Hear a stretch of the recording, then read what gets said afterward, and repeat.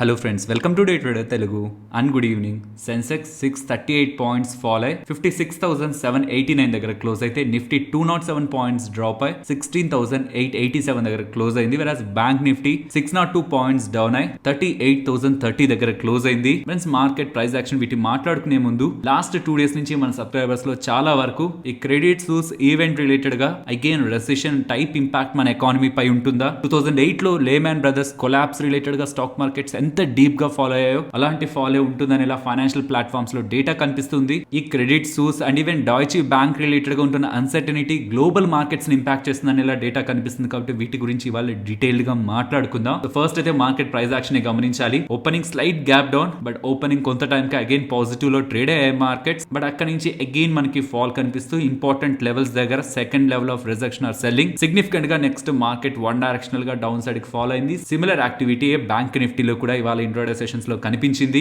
And friends, global financial crisis వీటి related గా ఉంటున్న దాంట్లోకి వెళ్లే ముందు మార్కెట్ రిలేటెడ్ గా మా వ్యూ ని రీసెంట్ టైమ్స్ లో రిపీటెడ్ గా చెప్తూనే వస్తున్నాను. 17,250 బిలో ఉంటున్నంత వరకు మనం లాంగ్ పొజిషన్స్ తీసుకోవాల్సిన నీడ్ లేదు. రీసెంట్ గా మార్కెట్ వన్ డైరెక్షనల్ గా ర్యాలీ అయినప్పుడు అదే చెప్పాను, ఇప్పుడు ఫాలో అవుతున్నప్పుడు కూడా అదే చెప్తున్నాను. ఈవెన్ మార్కెట్ లో షార్ట్ టర్మ్ బౌన్స్ వస్తుంటే కూడా 17,250 ఉన్నంత వరకు అగ్రెసివ్ లాంగ్ పొజిషన్స్ ని క్యారీ చేయొద్దు. అండ్ ఈ వీక్ రిలేటెడ్ గా గ్లోబల్ గా ఉంటున్న ఇంపార్టెంట్ అప్డేట్స్ ఏ డేట్స్ లో ఎలాంటివి అప్డేట్ అవుతాయి అనేది ఇప్పుడు మీరు స్క్రీన్ పైన గమనించవచ్చు. ఇది కాక ఇవాళ మీన్స్ అక్టోబర్ 3rd మనకి ఎమర్జెన్సీ ఫెడ్ మీటింగ్ ఉండబోతుంది అనేలా అప్డేట్స్ కనిపిస్తునేసరికి ఇవాళ ఒక ఈవెంట్ డే అనే క్వశ్చన్స్ వస్తున్నాయి. ఫ్రెండ్స్, ఇది ఫెడ్ ఒక క్లోజ్ డోర్ మీటింగ్. ఇది నార్మల్ గా జరుగుతూ ఉంటుంది, టైం టు టైం జరుగుతూ ఉంటుంది. దీంట్లో వడ్డీ రేట్ల గురించి ఆర్ బిగ్ స్టేట్మెంట్స్ యూజువల్ గా మనకి రావు. బట్ ఇఫ్ ఏదైనా ఇంపార్టెంట్ స్టేట్మెంట్స్ వస్తున్నా నేను మీకు టెలిగ్రామ్ లో అప్డేట్ చేస్తాను. బట్ ప్రీవియస్ గా జరుగుతున్న ఈ క్లోజ్ డోర్ మీటింగ్స్ లో బిగ్ స్టేట్మెంట్స్ ఎప్పుడు కూడా ఫెడ్ వాళ్ళు చేయలేదు. ఇక మార్కెట్ లో రొటేట్ అవుతున్న క్రెడిట్ సూస్ ఈవెంట్ గురించి వస్తే అసలు ఎందుకని క్రెడిట్ సూస్ అని కానీ డాయిచ్ బ్యాంక్ రిలేటెడ్ గా కానీ ఎందుకు మార్కెట్ ఇలా ఫియర్ కి గురవుతుందంటే,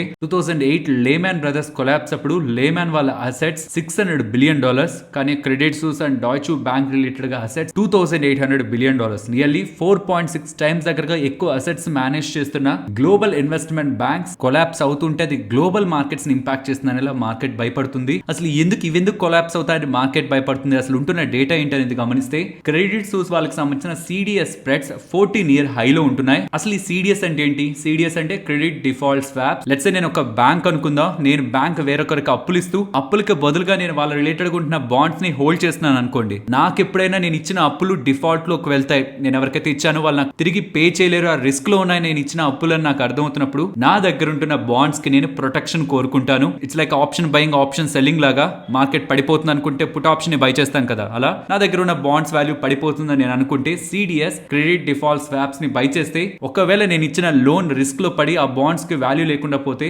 నాకు CDS సెల్ చేసిన వ్యక్తి నాకు పే అవుట్ చేస్తాడు. సో నేను ఎవరి దగ్గర నుంచి అయితే బాండ్ తీసుకున్నాను దాన్ని నాకు పే చేయలేకపోతున్నా, ఈ CDS ని కొనుక్కున్నాను కాబట్టి నాకు ప్రొటెక్షన్ ఉంటుంది. సో ఇప్పుడు క్రెడిట్ సూస్ వాళ్ళు CDS ని, ఈ క్రెడిట్ డిఫాల్ట్ స్వాప్స్ ని ఎక్కువగా కొంటున్నారంటే అది మనం పాజిటివ్ గా చూడాలా, నెగిటివ్ గా చూడాలా? ఇదే లాజిక్ ఇక్కడ కూడా అప్లై అవుతుంది. సో 2008 లో ఏ స్థాయిలో అయితే ఆ లెవెల్ ఉందో ఇప్పుడు కూడా అదే స్థాయిలో ఆ లెవెల్ ఉంది అనేలా అప్డేట్స్ వస్తూ ఉండడం ఫస్ట్ ట్రిగ్గర్ గా ఉంటే, సెకండ్ ది క్రెడిట్ సూస్ ఒక CEO కూడా ప్రెసెంట్ క్రెడిట్ సూస్ ఒక క్రిటికల్ మూమెంట్ లో ఉంది అండ్ అప్ కమింగ్ టైమ్స్ లో రీస్ట్రక్చరింగ్ జరుగుతుందని చేస్తున్న స్టేట్మెంట్స్ కూడా ఓకే వస్తున్న డేటాకి అండ్ CEO స్టేట్మెంట్స్ కి రిలేట్ చేస్తూ గ్లోబల్ గా ఒక uncertainty or panic event arise అవుతుందని డేటా అయితే బిల్డ్ అవుతుంది. అండ్ దీనికి తగ్గట్టే ఈ 2 బ్యాంక్స్ కూడా లాస్ట్ 1 ఇయర్ నుంచి 40 to 60% దగ్గరగా ఫాలో అయ్యాయి. అండ్ గ్లోబల్ గా కూడా ఒక ఇంటర్నేషనల్ ఇన్వెస్ట్మెంట్ బ్యాంక్ అనేది రిస్క్ లోకి వెళ్ళబోతుంది, కొలాప్స్ అవబోతుందని వస్తున్న స్టేట్మెంట్స్ కూడా అవన్నీ క్రెడిట్ సూస్ ని రిలేట్ చేస్తూనే వస్తున్న స్టేట్మెంట్స్ అని కూడా ఎంటైర్ ఫైనాన్షియల్ సెగ్మెంట్ రిలేటెడ్ గా లేమాన్ కొలాప్స్ తో కంపేర్ చేస్తూ ఫైనాన్షియల్ మార్కెట్స్ లో సర్క్యులేట్ అవుతున్న ఈ డేటా కూడా మార్కెట్ ఫాల్ రిలేటెడ్ ఒక ఇంపార్టెంట్ ఈవెంట్ లా ప్లే అయింది. ఇప్పుడు నా ఒపీనియన్ మీతో షేర్ చేస్తాను. క్రెడిట్ సూస్ రిలేటెడ్ గా డాయిచ్ బ్యాంక్ రిలేటెడ్ గా అలాంటి స్పెక్యులేషన్ నిజమవుతుంటే, ఇప్పుడు వస్తున్న స్పెక్యులేషన్స్ నిజమవుతుంటే డెఫినెట్లీ ఫైనాన్షియల్ మార్కెట్స్ పై ఒక బిగ్ ఇంపాక్ట్ ఉంటుంది. మన మార్కెట్స్ కూడా ఫాలో అవుతాయి. కానీ 2008 లో వచ్చిన కొలాప్స్ కి ఇప్పుడు మనం కంపారిజన్ చేయలేం. ఆ టైంలో బ్యాంక్స్ అండ్ ఫైనాన్షియల్ ఇన్స్టిట్యూషన్స్ ఒక స్టెబిలిటీ చాలా లో ఉండేది. అవేవి కూడా ఇలాంటి బిగ్ క్రైసిస్ ని ఎదుర్కొనేందుకు రెడీగా లేవు. కానీ ఇప్పుడు మొత్తం ఫైనాన్షియల్ సిస్టమ్స్ అంతా అనదర్ లెవెల్లో రెడీగా ఉన్నాయి. ఇంపాక్ట్ అయితే ఉంటుంది, నెగిటివ్ ఇంపాక్ట్ ఉంటుంది, ఓవరాల్ లిక్విడిటీలో ఇంపాక్ట్ ఉంటుంది, ఇన్వెస్టర్స్ లో ఫియర్స్ క్రియేట్ అవుతాయి. పర్టికులర్లీ ఫారెన్ ఇన్స్టిట్యూషనల్ ఇన్వెస్టర్స్ ఒక ఫండ్ ఫ్లోస్ కూడా ఒక బిగ్ వేలో ఇంపాక్ట్ అవుతుంటాయి. కాబట్టి అలాంటి ఈవెంట్ తో global markets and Indian equity markets లో కూడా ప్రెషర్ అయితే ఉంటుంది. కానీ లేమాన్ బ్రదర్స్ కొలాప్స్ అంత దూరం అయితే వెళ్తుందని నేను అనుకోవట్లేదు. ఇది ఖచ్చితంగా జరుగుతుంది. ఇవి రెండు కూడా కొలాప్స్ అవుతాయంటే డెఫినెట్లీ మార్కెట్ ఫాలో అవుతుందని స్ట్రాంగ్ గా మనం వాయిస్ వాయిస్ ని రైజ్ చేయొచ్చు. కానీ వస్తున్న వార్తల్లో ఆ బ్యాంక్స్ రిలేటెడ్ గా ఉంటున్న డేటా, వీక్ డేటాలో ఎంతవరకు నిజం ఉంది, రియాలిటీ ఆ బ్యాంక్ వాళ్ళు వచ్చి మా పరిస్థితి ఇదేనా ఎక్స్ప్లెయిన్ చేస్తే కానీ మనం అసెస్ చేయలేం. ఈ అన్సర్టనిటీతోనే ఫ్రైడే మన మార్కెట్స్ క్లోజ్ అవుతున్నప్పుడు యుఎస్ మార్కెట్ ఫ్యూచర్స్ పాజిటివ్ లోనే ఉన్నాయి, కానీ క్లోజ్ అయ్యే పాయింట్ కి డౌ జోన్స్ నియర్లీ 500 పాయింట్స్ దగ్గరగా డౌన్ లో క్లోజ్ అయింది. సో అన్లెస్ వీళ్ళ దగ్గర నుంచి అఫీషియల్ స్టేట్మెంట్స్ ఎస్ మా ఫైనాన్షియల్ ఇన్స్టిట్యూషన్స్ స్టేబుల్ గానే ఉన్నాయని అప్డేట్స్ వస్తే తప్పించి వాటి స్టాక్ ప్రైజెస్ లోను and global equity markets related గా కూడా కొంత అన్సర్టనిటీ కొనసాగుతుంది. కానీ అది లేమ్యాన్ బ్రదర్స్ అంత బిగ్ ఇంపాక్ట్ ని చూపిస్తుందా అంటే ఇప్పుడు ఫైనాన్షియల్ ఇన్స్టిట్యూషన్స్ తీసుకుంటున్న రిస్క్ మేనేజ్మెంట్ మెజర్స్ అంత ఎక్స్టెంట్ కి డ్రాగ్ చేసేలా వాళ్ళని తీసుకువెళ్తాయని నేనైతే అనుకోవట్లేదు. అండ్ ఫ్రెండ్స్, ఇలా వీడియోస్ లో మేము పెడుతున్న ఎఫర్ట్స్ మీకు వాల్యుబుల్ గా అనిపిస్తూ ఉంటే మన వీడియోని తప్పకుండా లైక్ చేయండి. ఫస్ట్ నైకా గురించి మాట్లాడుకోవాలి. రీసెంట్ డేస్ లో వీళ్ళు బోనస్ ని అప్రూవ్ చేశారు కదా, ఆ బోనస్ రిలేటెడ్ గా ఇప్పుడు డీటెయిల్స్ అయితే ఎక్స్ప్లెయిన్ చేస్తున్నారు. ఎవరెవరైతే కంపెనీలో ఒక షేర్ ని హోల్డ్ చేస్తుంటారో వాళ్ళకి అప్కమింగ్ టైమ్స్ లో 5 బోనస్ షేర్స్, 5 ఫ్రీ షేర్స్ దగ్గరగా క్రెడిట్ అవుతాయని అయితే చెప్తున్నారు. Means for each share another 5 shares వచ్చి యాడ్ అవుతాయి కాబట్టి after bonus each share 6 shares గా మారుతున్నట్లు. అండ్ దీనికి రికార్డ్ డేట్ November 3rd అనేలా వీళ్ళు ఎక్స్చేంజెస్ తో అప్డేట్ చేస్తున్నారు. నెక్స్ట్, అదాని స్టాక్స్ లో ఇన్వెస్ట్ చేసిన వాళ్ళు ఎందుకు ఇవాళ most of the Adani stocks అని ఎందుకు ఇంతలా ఫాలో అవుతున్నాయని క్వశ్చన్స్ అయితే అడుగుతున్నారు. ఫ్రెండ్స్, వాటి వాల్యుయేషన్స్ ని ఒకసారి గమనించండి. రీసెంట్ టైమ్స్ లో ఏ స్టాక్స్ కూడా ర్యాలీ అవ్వనంతలా ర్యాలీ అయ్యాయి కాబట్టి గ్లోబల్ గా అన్సర్టనిటీ ఆర్ ఏదైనా పానిక్ సిచ్యువేషన్ ఉన్నప్పుడు దీంట్లో ఇన్వెస్ట్ చేసిన వాళ్ళు కొంత ప్రాఫిట్స్ ని బుక్ చేసుకునేందుకు ప్రయత్నిస్తారు. బికాస్ రీసెంట్ ర్యాలీ వాళ్ళు మోస్ట్లీ ప్రాఫిటబుల్ గా ఉంటారు కాబట్టి ప్రాఫిట్ బుకింగ్ అనేది ఒకటి ఉంటుంది. అండ్ రిస్క్ ఆఫ్ కూడా లైక్ హై డెట్ ఉంటూ అండ్ బిజినెస్ గ్రోత్ రిలేటెడ్ గానే వాల్యుయేషన్స్ ఏవైతే ప్రెసెంట్ రన్ అవుతూ ఉంటాయో అన్సర్టనిటీ ఉంటున్న టైంలో అలాంటి రిస్కీ ఇన్వెస్ట్మెంట్స్ నుంచి మనీ అనేది ఎగ్జిట్ అవుతూ defensive spaces like FMCG stocks like ఏ టైంలో అయినా ప్రజలు కొనే స్పేసెస్ లోకి మనీ అనేది ఫ్లో అవుతూ ఉంటుంది. దీనిలో భాగంగానే గ్లోబల్ గా ఉంటున్న అన్సర్టనిటీ ఆ రిస్కీ ఎన్విరాన్మెంట్ లోంచి ఇవాళ మనకి అదాని స్టాక్స్ రిలేటెడ్ గా ప్రాఫిట్ బుకింగ్ అయితే కనిపిస్తుంది. అండ్ ఈవెన్ ఇలా ఫాలో అయిన తర్వాత అవి అట్రాక్టివ్ జోన్స్ లో కూడా వస్తున్నట్టు కాదు. ఎవరైనా ఇన్వెస్ట్ చేసే ముందు ఒకసారి వాటి బిజినెస్ ని అండ్ వాటి వాల్యుయేషన్స్ ని కూడా అర్థం చేసుకున్న తర్వాత ఇన్వెస్ట్ చేయండి. కానీ ఇలా ఫాలో అవుతున్నాయని కూడా ఇమీడియట్ గా వీటిల్లో జంప్ చేయొద్దు. నెక్స్ట్, సుజలాన్ గురించి మాట్లాడుకోవాలి. ఈ company founder, chairman and managing director అయిన తులసి తాంతి గారు కార్డియాక్ అరెస్ట్ తో కాలం చేసినట్లు అప్డేట్ అయితే కనిపిస్తుంది. ఇది పర్టికులర్లీ సుజలాన్ ఎనర్జీ కాదు, ఎంటైర్ రెన్యూవబుల్ ఎనర్జీ రిలేటెడ్ గా కూడా తను ఒక బిగ్ రెవల్యూషన్ ని తీసుకొచ్చారని చెప్పాలి. కాబట్టి తనని విండ్ మ్యాన్ ఆఫ్ ఇండియా అని కూడా పిలుస్తారు. అంత ఇలా సాటర్డే కార్డియాక్ అరెస్ట్ తో కాలం చేశారని అప్డేట్స్ వస్తూ ఉండడం స్టాక్ ఇవాళ ఓపెనింగ్ గ్యాప్ డౌన్ లో అయ్యి ఓవరాల్ గా కొంత ఫ్లాట్ గా క్లోజ్ అయింది. And even Suzlon energy related గా రైట్స్ ఇష్యూ ప్రీవియస్ గా ప్రకటించారు కదా, దాని రిలేటెడ్ గా 4th రికార్డ్ డేట్ అని కూడా అప్డేట్ చేశారు. సో రికార్డ్ డేట్ 4th కాబట్టి ఇవాళ ఎక్స్ డేట్ అవుతుంది. సో కాబట్టి ఎవరైనా రైట్స్ ఇష్యూ రిలేటెడ్ గా ఫర్దర్ గా షేర్స్ ని కొంటుంటే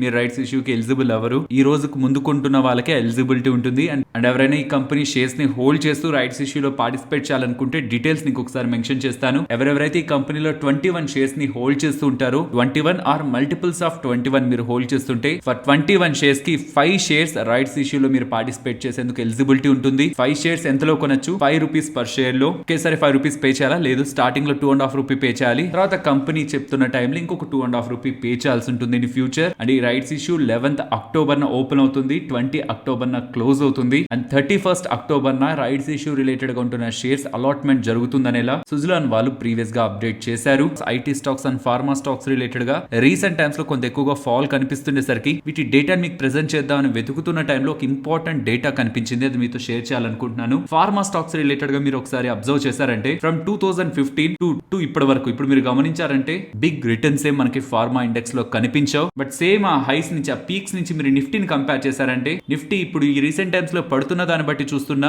ఆల్మోస్ట్ 95 to 100% దగ్గరగా రిటర్న్స్ ఇచ్చినట్లు. అండ్ ఈవెన్ ఈ పీక్స్ లో ఉంటున్నప్పుడు 2015 పీక్స్ లో ఉంటున్నప్పుడు ఫార్మా ఇండెక్స్ నిఫ్టీలో వెయిటేజ్ 7.5% దగ్గరగా ఉండేది ఫార్మా స్టాక్స్ రిలేటెడ్ గా. కానీ ఇప్పుడు 3.7% కి నిఫ్టీ 50 లో ఫార్మా వెయిటేజ్ ఉంది. సో నిఫ్టీ 50 లో వెయిటేజ్ తగ్గింది. దీని కారణంగా మ్యూచువల్ ఫండ్స్ హోల్డ్ చేస్తున్న వాటా కూడా 3 ఇయర్స్ లోలో ఉంది. ఇవన్నీ ఎందుకు చెప్తున్నానంటే ఎంటైర్ ఫార్మా స్పేస్ రిలేటెడ్ గా మనం 2020 లోస్ నుంచి చూసినప్పుడు మంచి ర్యాలీ కనిపిస్తుంది, కానీ చాలా టైం బ్యాక్ నుంచి ఫార్మా స్పేస్ లో ఒక కన్సాలిడేషన్ మనకు కనిపిస్తుంది. బట్ ఆ కన్సాలిడేషన్ రిలేటెడ్ గా రీసెంట్ టైమ్స్ లో మీరు గమనించారంటే మార్కెట్ రిలేటెడ్ గా డౌన్ ట్రెండ్ కనిపిస్తున్న టైంలో ఫార్మా స్టాక్స్ రిలేటెడ్ గా అప్ సైడ్ మూవ్ ఆల్మోస్ట్ 5% దగ్గరగా లాస్ట్ 5 డేస్ లో ఫార్మా ఇండెక్స్ పెరుగుతుంటే వెరాస్ నిఫ్టీ అదే 5 లాస్ట్ ట్రేడింగ్ సెషన్స్ లో 1.5% దగ్గరగా నెగిటివ్ గా ఉంది. ఈ కోరిలేషన్ ని ఎందుకు మెన్షన్ చేస్తున్నానంటే రీసెంట్ టైమ్ లో మార్కెట్ లో ఉంటున్న వీక్నెస్ కొన్ని ఇండెక్స్ లో కనిపించట్లేదు. అందులో one of the index pharma index. And valuation wise కూడా most of the pharma stock వాటి హైస్ నుంచి చాలా వరకు కరెక్ట్ అయ్యాయి. కాబట్టి ఈ ఫాల్ లో ఐటీ స్పేస్ తో పాటు రీసెంట్ గా నేను ఐటీ స్పేస్ స్పేస్ గురించి మెన్షన్ చేస్తున్నాను కదా, ఐటీ స్పేస్ తో పాటు ఫార్మా స్పేస్ ని కూడా మనం కన్సిడరేషన్ లోకి తీసుకోవచ్చు. దీనికి రీజన్స్ రూపీ రిలేటెడ్ గా డిప్రిసియేషన్ కనిపిస్తూ ఉంది,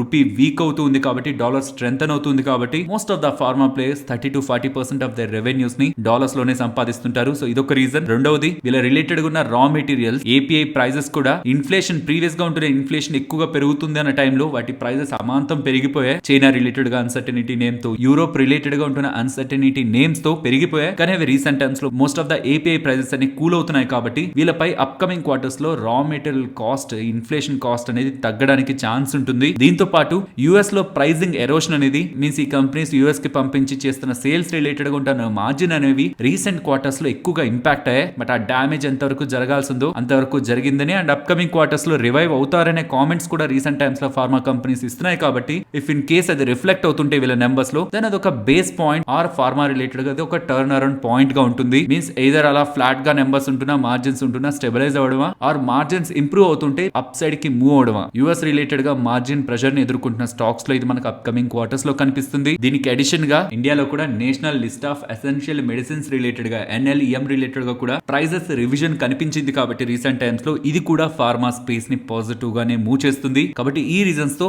అప్కమింగ్ టైమ్స్ లో ఫార్మా స్పేస్ లో ఉంటున్న స్టాక్స్ ని మనం స్టడీ చేయడానికి రీజన్స్ లా చూడొచ్చు. మరి ఎంటైర్ ఫార్మా స్పేస్ అంతా కూడా ఎక్కువగా కరెక్ట్ అయిందంటే లేదు. కొన్ని స్టాక్స్ లైక్ సిప్లాన్ తీసుకున్నా, సన్ ఫార్మా తీసుకున్నా అవి వాల్యుయేషన్స్ పరంగా ఏం పెద్దగా కరెక్ట్ అవ్వలేదు. 52 వీక్ హై వాల్యుయేషన్స్ లోనే ట్రేడ్ అవుతున్నాయి. వెరాజ్ మీరు దివీస్ ని తీసుకున్నా, అరబిందో ఫార్మా తీసుకున్నా అండ్ బయోకాన్ ని తీసుకుంటే కూడా అవి సిగ్నిఫికెంట్ గా కరెక్ట్ అయ్యాయి. ప్లాన్ సన్ ఫార్మా కరెక్ట్ అవ్వకపోవడానికి రీజన్ ఈవెన్ ఇలాంటి వీక్ ఎన్విరాన్మెంట్ లో కూడా వాళ్ళు బెటర్ నెంబర్స్ ని పోస్ట్ చేస్తూ ఉండడం. వెరాజ్ దివీస్ కానీ, అరబిందో ఫార్మా కానీ, బయోకాన్ కానీ వీటి రిలేటెడ్ గా వీక్నెస్ రావడానికి రీజన్ మిగిలిన కాంపిటీటర్స్ తో పోలిస్తే వాళ్ళు కొంత వీక్ నెంబర్స్ ని డెలివర్ చేస్తూ ఉండడం. బట్ ఓవరాల్ ఫార్మా స్పేస్ కూడా అప్కమింగ్ మంత్స్ లో అన్లైక్ ఇతర సెక్టార్స్ అంత సిగ్నిఫికెంట్ గా ఇంపాక్ట్ అవడానికి ప్రాబబిలిటీ లేదు. కాబట్టి మీన్స్ ఇదేం డిస్క్రిషనరీ స్పెండింగ్ కాదు. లైక్ డబ్బులు ఉంటేనే చేద్దాం, డబ్బులు లేకపోతే ఫార్మా ఖర్చు పెట్టకూడదని. డబ్బులున్నా లేకపోతున్నా మనకు హెల్త్ బాగాలేనప్పుడు కొనాల్సిన ఎలిమెంట్సే కాబట్టి ఖచ్చితంగా వీటి రిలేటెడ్ గా అంత సిగ్నిఫికెంట్ ఇంపాక్ట్ ఇతర రీజన్స్ తో కనిపించదు. కాబట్టి ఫార్మా స్టాక్స్ రిలేటెడ్ గా కూడా రానున్న డేస్ లో ఏదైనా అన్సర్టనిటీ ఉండి స్టాక్స్ రిలేటెడ్ గా ఫాల్ కనిపిస్తుంటే లాంగ్ టర్మ్ కి మనం ఫోకస్ చేయొచ్చు.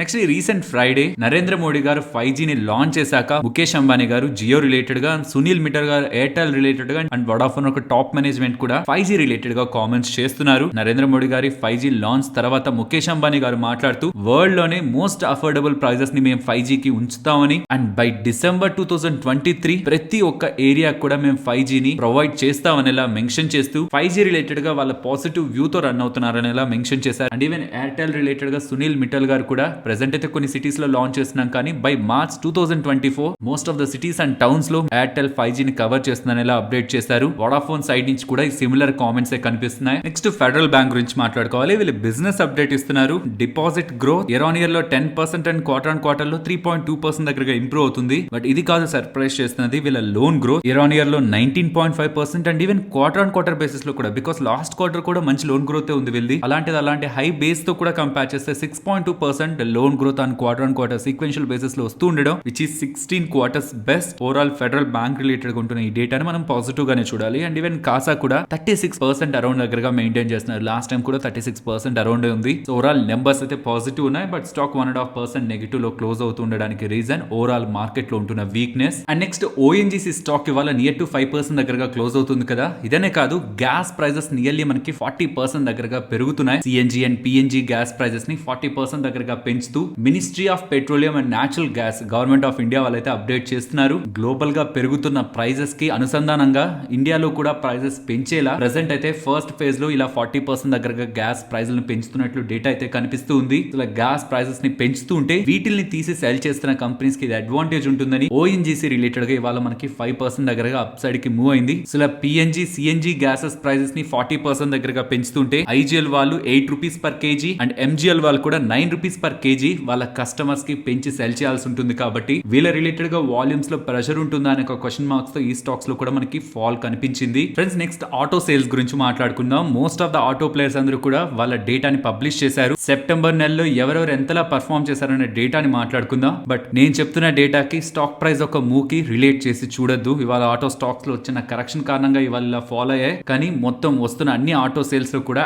యాజ్ ఆఫ్ నౌ రిపోర్ట్ అవుతున్న డేటాని గమనిస్తుంటే ఐషర్ మోటార్స్ వాళ్ళు వెరీ స్ట్రాంగ్ నెంబర్స్ ని పర్టికులర్లీ రాయల్ ఎన్ఫీల్డ్ సెగ్మెంట్ లో పోస్ట్ చేశారు. ఇయర్ ఆన్ ఇయర్ కంపారిజన్ లో 45% దగ్గరగా ఇంప్రూవ్మెంట్ ఉంది రాయల్ ఎన్ఫీల్డ్ సేల్స్ లో. పర్టికులర్లీ రీసెంట్ టైమ్స్ లో లాంచ్ చేసిన హంటర్ 350 వేరియంట్ రిలేటెడ్ గా గుడ్ గ్రోత్ అయితే కనిపిస్తుంది. Overall royal Enfield sales Eicher Motors related గా వెరీ స్ట్రాంగ్ గా ఉన్నాయి. తర్వాత ఎస్కాట్స్ వాళ్ళు కూడా tractor sales year on year comparison లో 39% దగ్గరగా జంప్ అవుతుండడం, ఇది కూడా మనం పాజిటివ్ గా చూడొచ్చు. అండ్ వీటికి అడిషన్ గా అశోక్ లీలాండ్ వాళ్ళు ఈ రీసెంట్ టైమ్స్ లో హెవీ కమర్షియల్ వెహికల్స్ రిలేటెడ్ గా బెస్ట్ నెంబర్స్ అయితే కనిపిస్తున్నాయి. మార్చ్ 2022 ఆ టైంలో కనిపించాయి ఇలాంటి నెంబర్స్. తర్వాత ఇలాంటి నెంబర్స్ అశోక్ లీలాండ్ వాళ్ళు ప్రెసెంట్ పబ్లిష్ చేస్తున్నారు, ఇది కూడా పాజిటివ్ గానే ఉన్నాయి. అండ్ మారుతి వాళ్ళ నెంబర్స్ అంత సిగ్నిఫికెంట్ లైక్ అబోవ్ ఎక్స్పెక్టేషన్స్ ఏం లేవు, ఎక్స్పెక్టేషన్స్ కి నియర్ గానే ఉంటున్నాయి. వేరే టాటా మోటార్స్ వాళ్ళు కమర్షియల్ వెహికల్స్ లో పెద్ద సేల్స్ గ్రోత్ లేకపోతున్నా ఫ్లాట్ గానే ఉంటున్నా, ప్యాసింజర్ వెహికల్ లో పర్టికులర్లీ ఎలక్ట్రిక్ వెహికల్ సెగ్మెంట్ లో మంచి గ్రోత్ ని నమోదు చేయగలిగారు. అండ్ అందరికంటే కొంత వీక్ గా డేటాని పబ్లిష్ చేస్తున్నది హీరో మోటోకార్ప్ వాళ్ళు. ఏ ఆటో ప్లేయర్ కూడా డీ గ్రోత్ చూపించలేదు, కానీ హీరో మోటోకార్ప్ స్కూటర్ సెగ్మెంట్ లో డీ గ్రోత్ అయితే కనిపిస్తుంది. అండ్ ఈవెన్ టీవీఎస్ సేల్స్ కూడా వీక్ గానే ఉంటున్నాయి. నెక్స్ట్ టెక్స్టైల్ కంపెనీ అయిన గోకుల్ దాస్ ఎక్స్పోర్ట్స్ గురించి మాట్లాడుకోవాలి. వస్తున్న అప్డేట్స్ ప్రకారం ఈ కంపెనీకి సంబంధించిన ప్రమోటర్ గ్రూప్ అయిన clear wealth consultancy services LLP వాళ్ళు 1.5 మిలియన్ షేర్స్ దగ్గరగా మీన్స్ 15 lakh షేర్స్ దగ్గరగా ఏడిఐఏ వాళ్ళకి అబుదాబి ఇన్వెస్ట్మెంట్ అథారిటీ వాళ్ళకి నియర్లీ 350 రూపీస్ పర్ షేర్ లో సెల్ చేశారు అంటున్నారు. నెక్స్ట్ నిఫ్టీ అలాగే bank Nifty levels, Nifty present support 16,840 and if అక్కడి నుంచి కూడా బ్రేక్ అయ్యి డౌన్ సైడ్ కి వస్తుంటే 16,750. ప్రీవియస్ గా కూడా 16,750 దగ్గరకు వచ్చాకే మార్కెట్ లో వన్ డైరెక్షనల్ గా మూవ్ కనిపించింది కాబట్టి ఆ లెవెల్స్ ని ఇంపార్టెంట్ గా గమనించండి. And up side 16,920 and above 17,050 to 17,080 30 point range. And bank Nifty present నుంచి up side 38,160 and above 38,340 and below 38,870 and ఆ బిలో ప్రీవియస్ గా మల్టిపుల్ టైమ్స్ మనకి సపోర్ట్ కనిపించిన రేంజ్ 37,650 నుంచి 37,550 100 point zone. And next Nifty option chain data weekly అలాగే monthly expiries లో ఉన్న contract డేటాని గమనిస్తూ ఉంటే ప్రెసెంట్ ఉన్న లెవెల్స్ నుంచి టాప్ సైడ్ 17,000 అండ్ 17,200 దగ్గర డేటా బిల్డ్ అవుతుంది. అండ్ డౌన్ సైడ్ 16,700 అండ్ 16,500 దగ్గర డేటా బిల్డ్ అవుతుంది. For the safe side recent days లో అనుకుంటున్నట్లు టాప్ సైడ్ 17,250 బిలో ఉన్నంత వరకు మనం బేరిష్ గా చూడొచ్చు అనుకుంటున్నాం కాబట్టి top side 17,300 resistance important resistance గా, డౌన్ సైడ్ మాత్రం 16,700 వెరీ నియర్ గా ఉంది కాబట్టి ఇఫ్ ఇన్ కేస్ అది బ్రేక్ అయితే 16,500 ఇంపార్టెంట్ గుడ్ సపోర్ట్ కాబట్టి పుట్ రైటర్స్ 16,700 తో కంపేర్ చేస్తే 16,500 ని సెలెక్ట్ చేసుకోవడం అనేది for the range next coming days కి సేఫ్ గా కనిపిస్తుంది. సో 16,500 టు 17,300 ఈ 800 పాయింట్ రేంజ్ లో అప్కమింగ్ డేస్ లో నిఫ్టీ ఉంటుందనేలా కాల్ అలాగే పుట్ రైటర్స్ భావిస్తున్నారు. ఫైనల్ ఇది ఫ్రెండ్స్ మన వీడియో నచ్చిందా? నచ్చితే మన వీడియోని లైక్ చేయండి ఫ్రెండ్స్. అండ్ ఈ వీడియో మన వాళ్ళకి యూజ్ అవుతుంది అనుకుంటే తప్పకుండా షేర్ చేయండి. అండ్ మన ఛానల్ ని సబ్స్క్రైబ్ చేయనట్లయితే ఛానల్లో ఉంటున్న కంటెంట్ ని గమనించండి. ఇఫ్ ఆ కంటెంట్ మీకు యూజ్ అవుతుంది అనుకుంటేనే ఛానల్ ని సబ్స్క్రైబ్ చేసి పక్కనే ఉన్న బెల్ ఐకాన్ క్లిక్ చేయండి. మరొక ఇంట్రెస్టింగ్ వీడియోతో మళ్ళీ మీ ముందుకు వస్తాను. అంతవరకు టేక్ కేర్, జై హింద్.